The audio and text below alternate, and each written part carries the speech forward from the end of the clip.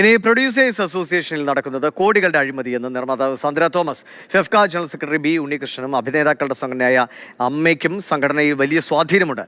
തെരഞ്ഞെടുപ്പിനെ ബാഹ്യശക്തികൾ നിയന്ത്രിക്കുകയാണ് എന്നും സാന്ദ്ര തോമസ് ആരോപിക്കുന്നു.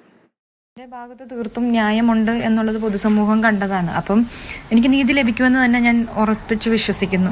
കാരണം പ്രഥമ ദൃഷ്ട്യ നീതികേടാണ് അവിടെ നടന്നിരിക്കുന്നത്. കോടാനുകോടി പൈസയ്ക്കുള്ള അഴിമതിയാണ് അവിടെ നടത്തുന്നത്.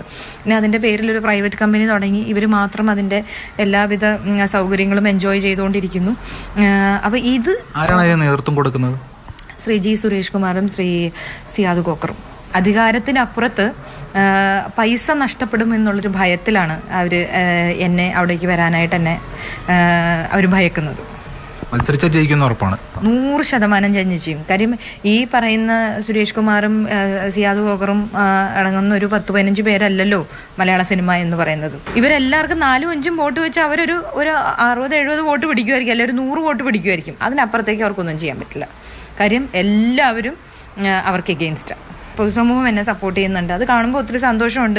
അന്ന് അവർ വിചാരിച്ചു എന്നെ കൊണ്ടൊന്നും ചെയ്യാൻ പറ്റില്ല, ഞാൻ ഒറ്റയ്ക്ക് നിന്ന് എന്ത് ചെയ്യാം, എന്നെ ഒറ്റപ്പെടുത്തൽ, ഈ വെടക്കാക്കി തനിച്ചാക്കുക എന്ന് പറയുന്നൊരു രീതിയുണ്ടല്ലോ, അതൊന്ന് പിടിച്ചു നോക്കി. പക്ഷേ അതിലും അവർ വിജയം കണ്ടില്ല.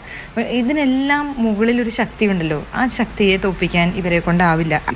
പ്രൊഡ്യൂസേഴ്സ് അസോസിയേഷനിലെ തെരഞ്ഞെടുപ്പിനെ പുറത്തു നിന്ന് ആരെങ്കിലും നിയന്ത്രിക്കുന്നതായി സാന്ദ്രയ്ക്ക് തോന്നുന്നുണ്ടോ? അതുമായി ബന്ധപ്പെട്ട് അങ്ങനെ ഏതെങ്കിലും ഒരു? ഉറപ്പായിട്ടും മറ്റു പല സംഘടനകളുടെയും ഇൻഫ്ലുവൻസ് ഉണ്ടാകാം.